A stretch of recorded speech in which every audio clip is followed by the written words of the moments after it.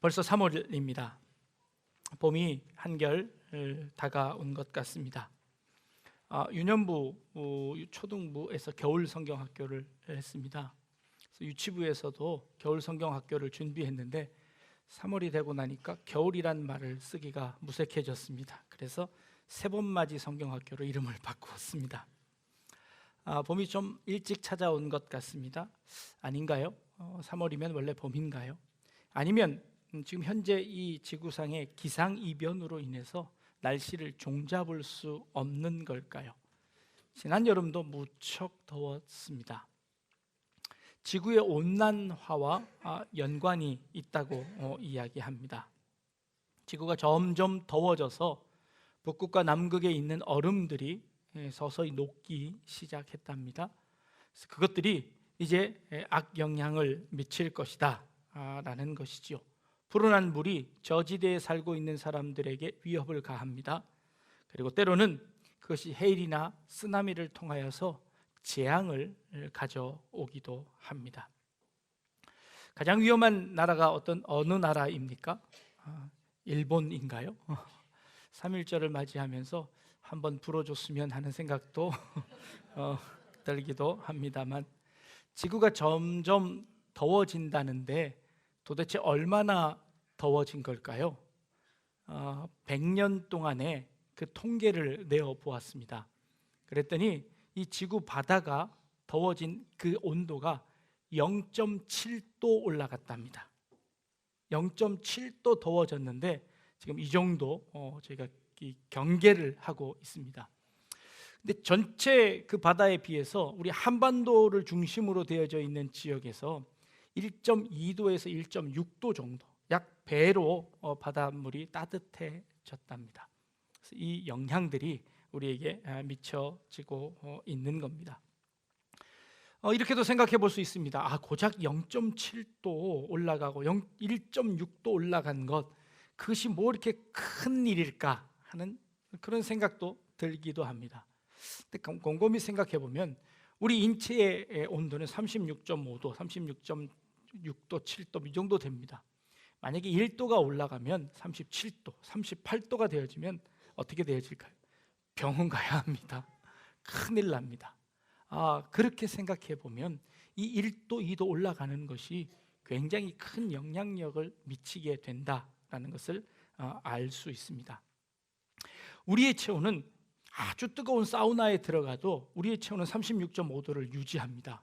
어떻게 그렇게 할 수 있냐 하면 우리는 땀으로 우리의 열기를 다 배출해내고 그 땀이 증발함으로 말미암아 체온을 계속해서 항상 유지할 수 있게 되어지지요. 지구도 마찬가지입니다. 지구가 더워지면 그 더운 것 열기들을 바깥으로 분출시켜서 지구가 적정 온도가 유지되도록 한다는 것이지요. 그런데 이 지구가 적정 온도가 유지되지 못하게 하는 주범들이 있는데 그것이 온실 효과, 그 이산화탄소가 되어지는 그 가스들을 통하여서 이 지구에서 분출되는 이 온도를 열을 바깥으로 배출하지 못하도록 만들어서 온실 효과가 일어나 지구가 점점 더워진다는 것입니다. 그래서 이 온실 효과의 주범이 무엇이냐? 메탄가스, 자동차 배기가스, 공장의 여러 가지 매연들, 이런 것들 때문에 이 지구가 점점 더워지고 있다라고 합니다. 그래서 이것을 예방해야 되고 방지해야 되고 우리가 타개해야 될 것으로 여겨지고 있습니다. 그런데 이 이야기에 반대 의견을 제시하는 학자들이 꽤 있다는 것 아십니까? 온난화의 주범이 과연 무엇일까? 자동차일까요? 아닐까요? 어떤 학자가 이렇게 조사를 해보았습니다. 반추동물이라고 되새김질을 하는 동물 중에 소가 있지요. 소가 여물을 먹고 자기 안에 이게 넣었다가 다시 꺼내서 이렇게 씹습니다. 그리고 다시 이게 소화를 시키지요. 그 동안에 이 소에 있는 장 내의 박테리아가 그 물질들을 이렇게 분해하고 발효를 시킨답니다. 근데 그 분해하고 발효시킬 때 그 소의 내장 안에서 뭐가 발생하냐면 메탄가스가 발생한답니다. 그래서 그 메탄가스가 소에서 어디로 나오냐 하면 이렇게 트름할 때 나오거나 아니면 뒤로 방귀를 낄 때 나온답니다. 그런데 소 한 마리가 1년 동안 방출하는 그 메탄가스가 약 47g 정도 된답니다. 이 47g을 이 지구 온난화의 위험이라는 이산화탄소로 이렇게 환산을 하면 그게 약 한 1000kg 정도쯤 된답니다. 이 1000kg가 도대체 얼마인지 잘 모르잖아요. 그런데 자동차가 1년 동안 내뿜는 그 매연과 거의 같은 양의 그 메탄가스를 소 한 마리가 방출시킨다는 겁니다. 정확하게 얘기하면 1.6마리가 차 한 대꼴과 맞먹는다는 겁니다. 차가 많을까요? 소가 더 많을까요? 소가 더 많답니다. 소가 엄청나게 많아서 이 소가 자동차가 뿜는 매연보다 훨씬 더 많은 메탄가스를 반출한답니다. 어떻게 하면 좋을까요? 이 소를 다 없애버릴까요? 그래서 어떤 사람은 이렇게도 이야기합니다. 소고기를 먹지 말아야 된다. 그래서 소의 사용량을 확 줄여야 된다. 그러면 사람들은 뭘 먹을까요? 네, 채식을 하게 되면 사람들이 내뿜는 가스는 어떨까요? 네, 어떻게 해야 할까요? 뭐가 주범일까요? 그러면서 그 학자들이 이렇게 주장합니다. 지구가 온도가 올라가는 것은 그런 여타한 조건 때문에 올라가는 것이 아니라 지구는 원래 더워졌다가 식어졌다가 더워졌다 식어졌다 하는 그 반복을 하고 있는 것이다 라고 주장하기도 합니다. 불과 100년 전에는 빙하기를 우려하며 지구의 온도가 너무 떨어진다라고 걱정하던 때가 있었다는 겁니다. 그런데 요즘에 와서는 지구 온도가 너무 올라간다고 걱정한다는 겁니다. 걱정하지 말아라, 또 떨어질 것이다 라고 주장하는 사람들이 있습니다. 결국 이 지구온난화라는 것이 이 지구온난화로 말미암아 마치 이 지구가 멸망할 것처럼 그렇게 호들갑을 떨기도 했습니다. 마치 지구온난화 때문에 이 지구가 멸망을 하고 예수님께서 그것을 도구로 삼아서 종말을 기하고 예수님께서 다시 오실 것이다 라고 생각하는 사람들조차도 많았습니다. 그것이 아닐 수도 있다는 겁니다. 그렇다면 환경 문제 우리가 신경 쓰지 않아도 될까요? 최근에 인터넷에 돌아다니는 사진 중에 제가 이것이 진실인지 아닌지 정확하게 알 수 없어서 사진을 보여드리지는 않지만 어떤 어미새 한 마리가 날지 못하는 새끼에게 먹이를 주는 모습입니다. 근데 어미가 다른 곳에서 먹이를 잡아다가 그것을 잘게 씹어서 그걸 이렇게 죽을 만들어서 이제 개워주는 겁니다. 그래서 새끼 새에게 이렇게 먹여주는 장면인데 그 어미 입에서 나오는 그 먹이가 이렇게 플라스틱 그 빨대, 플라스틱 스트로를 잘게 씹어서 이렇게 개워주는 모습이 사진으로 찍혔습니다. 이게 진짜 사진인지 아니면 합성인지는 잘 모르겠습니다만 그 사진을 인터넷에서 본 적이 있습니다. 그걸 보면서 환경 오염에 관해서 우리에게 경고하고 있습니다. 환경 오염으로 말미암아 지구가 멸망할지 안 할지는 잘 알 수 없습니다. 그러나 그 환경 오염으로 말미암아 직접적으로 타격을 받는 것은 결국에 자연이고 결국에 인간일 수밖에 없다는 것이죠. 그래서 그 환경 오염의 심각성에 대해서 우리가 관심을 가지고 우리 믿는 사람들이 먼저 동참해야 할 것입니다.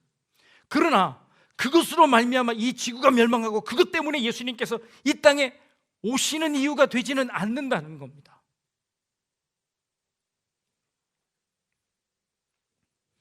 (2016년도에) 우리 한국에 그 스티븐 핑커라는 하버드 대학 심리학과 교수가 한국에 와서 몇 차례 강의를 했습니다. 이 교수가 연구한 것은요, 참 재미있는 연구였는데요. 역사적으로 객관적인 데이터들을 이렇게 분석을 해보니까 지금 이 지구상에 폭력의 역사가 점점점 줄어들고 있다는 겁니다. 역사적으로 폭력이 감소하고 있다는 겁니다. 선사시대에는 전체 인구의 15%가 타살에 의해서 죽었답니다. 병이나 자기의 수명을 다해서 죽은 것이 아니라 다른 사람의 손에 의해서 죽은 사람이 전 세계 인구의 약 15%가 된답니다. 어마어마한 인구지요. 현재 타살로 인해서 죽는 사람들이 얼마나 될까요? 0.001%쯤 될까요? 그만큼 이 세상에 폭력이 줄어가고 있다는 겁니다. 사람의 폭력성이 점점 줄어든다는 것이죠. 여러분들 그거 아십니까? 백설공주라는 동화가 있지요. 백설공주는 왕자님을 만나 행복하게 잘 살았대요 라고 우리는 그 결말을 알고 있습니다. 그런데 원래 백설공주의 그 마지막 장면에는 어떤 장면이 있냐면 그 마녀에게 형벌을 내리는 것과 그 왕비에게 벌을 내리는 장면이 나온답니다. 그 왕비에게 벌을 내릴 때 어떤 벌을 내렸냐면 새빨갛게 달구어진 그 구두를 그 왕비에게 신기고 죽을 때까지 춤을 추게 했다는 겁니다. 얼마나 끔찍한 동화입니까? 우리가 어린아이들에게 읽어주던 그 동화에 그런 끔찍한 장면이 감추어져 있는 겁니다. 우리나라 동화에 콩쥐와 팥쥐라는 동화가 있지요. 콩쥐는 고을 현감님과 결혼해서 잘 살게 되었답니다. 우리 여기까지 결말을 알고 있습니다. 근데 그 다음 결말이 어떻게 됐냐면 이 고을 원님과 결혼한 이 콩쥐가 이 팥쥐를 사형에 처합니다. 근데 이 사형에 처하는데 어떤 형벌을 주었냐면 거열형이라는 형벌을 줍니다. 이 거열형이라는 것이 무슨 형이냐면 사지를 묶어서 소에게 묶어서 이게 양쪽으로 가는 겁니다. 이렇게 사지를 찢어지게 하는 죽음입니다. 얼마나 잔인한 죽음입니까? 콩쥐가 팥쥐를 그렇게 죽였답니다. 그리고는 이 콩쥐가 그 팥쥐의 몸으로 젓갈을 담근답니다. 그리고는 그거를 팥쥐의 어머니에게 주었습니다. 근데 어머니가 그걸 먹고 너무 맛있다 그럽니다. 이거 도대체 무엇으로 만들었냐고. 네 딸로 만들었다. 그랬더니 이 팥쥐 어머니가 너무 놀라서 그 자리에서 죽었답니다. 이게 동화의 마지막 장면입니다.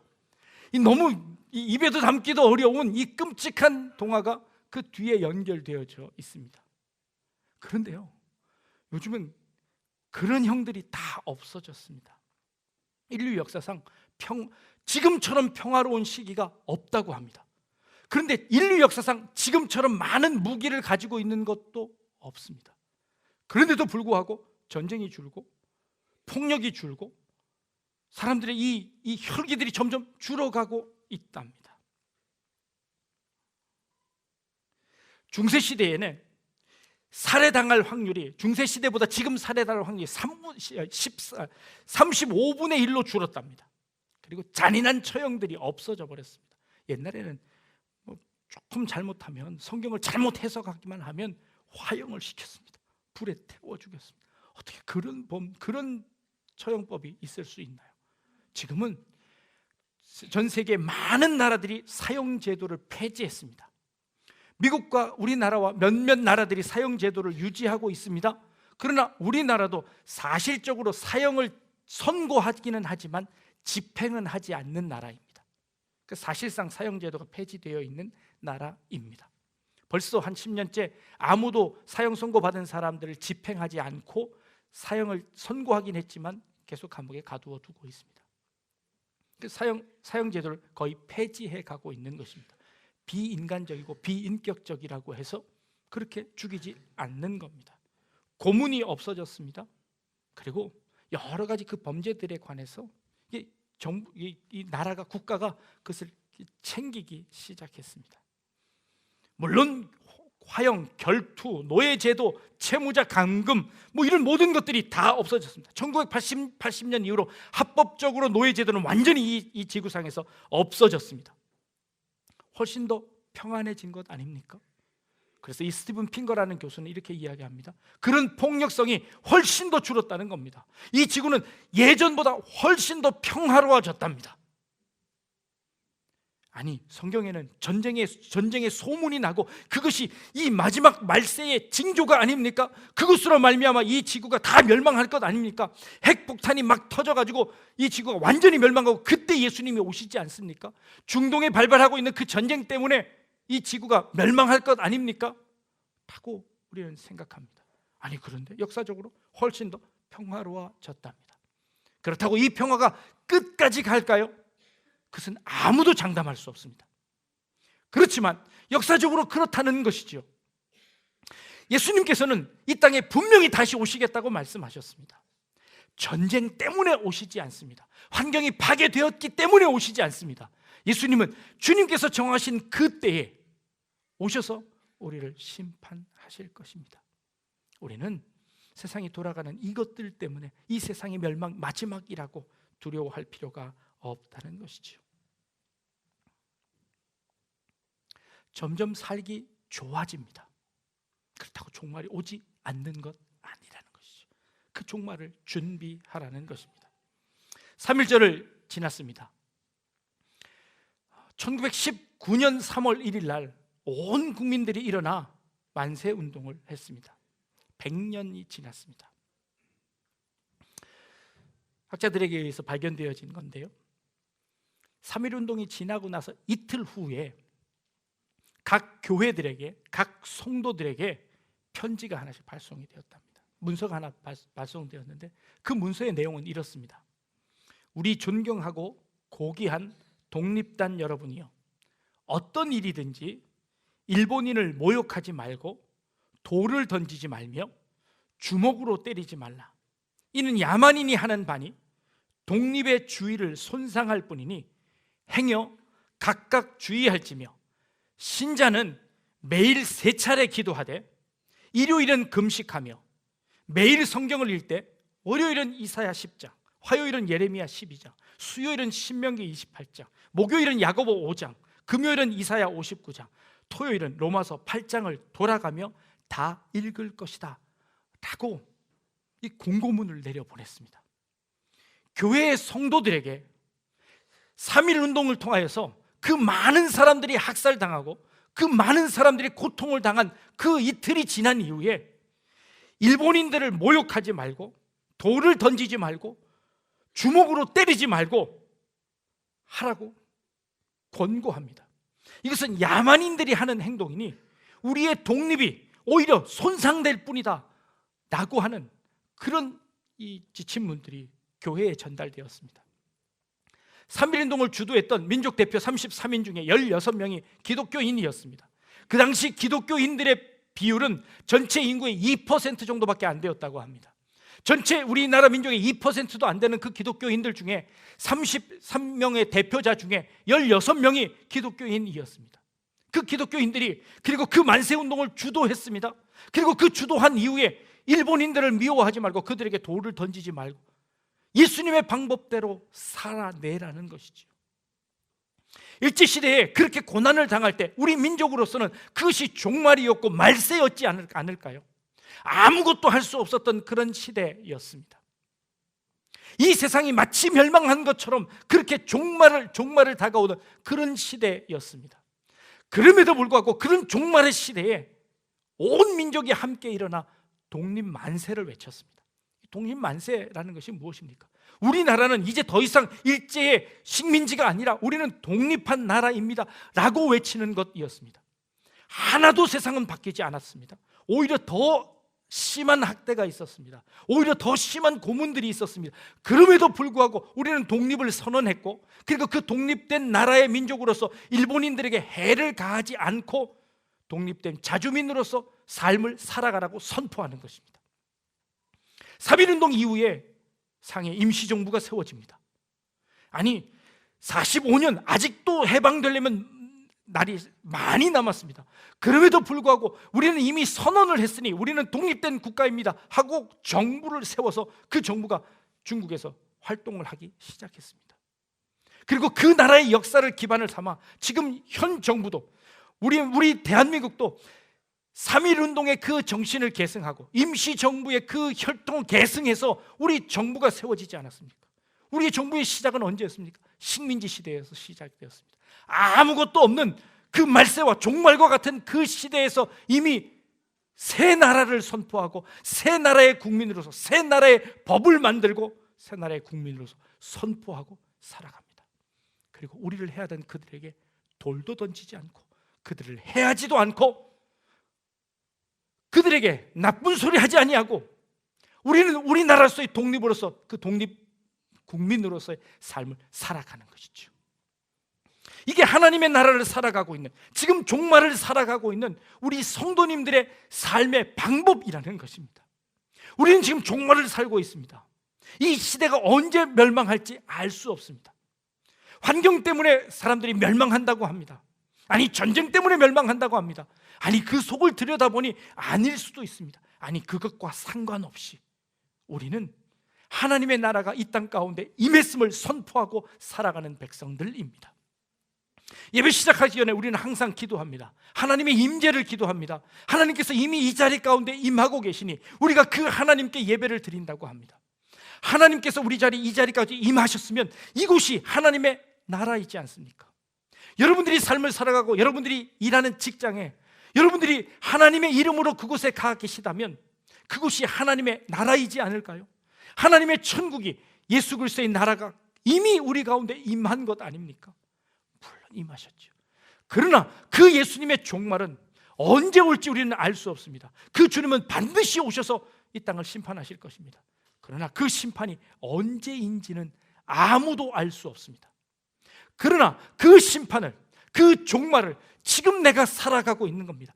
이미 주님께서 내 안에 오셨고 이미 주님께서 부활하셨고 그 부활하신 그 예수 그리스도가 내 삶을 주관하고 계시다면 나는 이미 그 천국을 살아가고 있는 겁니다. 내가 이 마지막 때를 살아가고 있는 것이죠. 그래서 우리는 하나님의 나라의 법칙으로 살아가는 겁니다.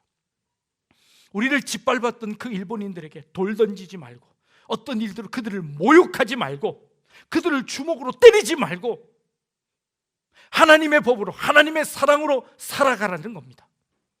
이게 3.1운동을 지난 이틀 후에 그 기독교인들에게 요구했던 것입니다. 그리고 교회는 그 요구를 받아들여 그 삶을 살았습니다. 2%밖에 안 되던 우리 기독교인이 이제 우리나라를 다시 살려내는 그 불씨가 되었고 그 힘이 되었습니다.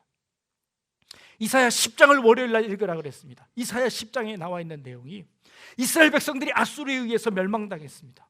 이스라엘 아수르에서 멸망당해서 더 이상 희망이 없습니다. 종말처럼 느껴집니다. 그러나 하나님께서 너희를 구원하실 것이다. 너희 가운데 남은 자를 돌려서 그 남은 자를 통하여서 이 이스라엘을 다시 한번 회복시키실 것이다 라는 것이 이사야 10장의 말씀입니다. 그 당시 한국교회는 그 이사야 10장을 매주 월요일마다 읽으면서 하나님께서 우리 민족에게 이렇게 재앙을 내리셨죠. 그러나 하나님께서 남은 자들을 다시 세워서 이 나라를 다시 세울 것입니다. 우리는 이미 그 나라의 백성입니다 하고 만세를 선포했고, 그 나라는 하나님의 땅입니다, 그 나라는 하나님의 나라입니다 하고 그 하나님을 믿는 그 믿음으로 그들은 다시 일어섰습니다. 그래서 45년이 되어서 해방을 맞이했죠. 그 해방이 될 것이라고 누가 상상을 했습니까? 누가 그 해방이 그렇게 올 것이라고 누가 기대했습니까? 아무도 하지 못했던 그 해방이 드디어 45년의 해방이 되어지는 것입니다. 예수님께서 언제 오실지 알지 못합니다. 언제 이 땅을 다 심판하실지 알지 못합니다. 그래서 우리는 뭘 해야 될까요? 성경에서 밭 갈았답니다. 똑같이 두 사람이 밭 갈았습니다. 똑같이 두 여인이 맷돌을 돌렸습니다. 그런데 그 중에 한 사람은 들림을 받고 한 사람을 버려둠을 당했습니다. 똑같이 맷돌을 갈았는데 한 사람은 들림을 받고 한 사람은 버림을 당했습니다. 무슨 차이일까요? 똑같이 밭을 갈았는데요, 한 사람은 준비한 사람입니다. 뭘 준비했나요? 그 밭을 갈면서도 나는 하나님의 나라의 이 밭을 가는 겁니다. 믿는 사람과 믿지 않는 사람이 똑같이 밭을 갑니다. 그러나 그 사람은, 주님의 그 나라가 이미 임한 사람은 하나님의 나라의 땅들을 갈고 있는 것이죠. 똑같이 맷돌을 갑니다. 그러나 한 사람은 준비한 사람입니다. 무엇을 준비했나요? 하나님의 나라를 준비한 사람이었습니다. 하나님의 나라가 도적과 같이 임할 것이다 라고 말씀하십니다. 그러니 너희는 준비하랍니다. 뭘 준비하나요? 다른 사람들처럼, 그 시한부 종말론자들처럼 그 종말을 준비할까요? 이 지구가 종말을, 아니요, 우리의 주어진 이 나라가 이미 하나님께서 우리에게 주신 나라임을 깨닫고, 하나님께서 내게 주신 이 일터가 하나님의 땅임을 깨닫고 그곳에서 충성을 다하며 하나님의 방법대로 살아가는 것이죠. 일본인들에게 돌 던지지 않고, 그들을 모욕하지 않고, 그들에게 침뱉지 않고 살아가는 것이죠. 우리를 해하는 자들에게 하나님의 방법대로 사랑하는 것이죠. 예수님께서 우리에게 말씀해 주신 그 방법대로 살아가는 것이죠. 한쪽 뺨을 맞으면 다른 한쪽 뺨을 돌려대면서 같이 맷돌을 가는 겁니다.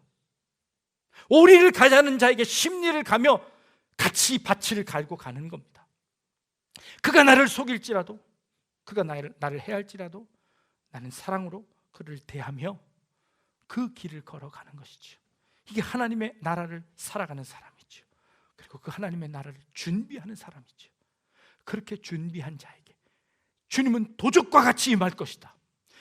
준비한 자는 그 문 걸어 잠그고 단속을 하지요. 그 무슨 단속인가요? 우리의 마음을 단속하는 것입니다. 우리의 마음속에 도적이 어떻게 들어오나요? 실제 도적이 들어오는 것이 아니라 우리의 마음속에 교만과 죄악과 부패와 음란들이 우리의 마음속을 뚫고 들어옵니다. 그래서 우리를 넘어뜨리려고 합니다. 세상의 제국들 중에서 외부의 세력에 의해서 넘어진 제국들이 어디 하나나 있습니까? 모든 제국은 그 안에 부패로 말미암아 넘어집니다. 모든 지도자들은 자신의 부패로 말미암아 넘어집니다. 자신이 그 도적을 지키지 못해서, 그 마음을 지키지 못해서 넘어진 사람들입니다. 하나님의 나라가 임하기 전에 먼저 우리의 마음이, 그 도적으로 말미암아 우리의 마음이 이미 뚫려서 우리가 넘어지고 맙니다. 이미 사탄의 자녀가 되어버리고 만 것이죠. 그래서 우리는 이미 지옥을 사는 겁니다. 그리고 그 종말에 우리는 버려둠을 당할 겁니다. 여러분들의 마음을 지킬 수 있기를 원합니다. 여러분들의 마음이 하나님의 것임을 선포하고, 여러분들의 삶 가운데, 여러분들의 마음 가운데, 여러분들의 직장 가운데, 아니면 여러분들의 가정 가운데 이 모든 것들이 하나님의 나라임을 선포하고, 그 나라에 어떠한 도적도 침입하지 못하도록 그 가정을 올바로 세우고 하나님의 말씀대로 준비하고 기다리면 맷돌 갈다가 밭 갈다가 주님이 오시는 날을 영광스럽게 맞이할 것입니다.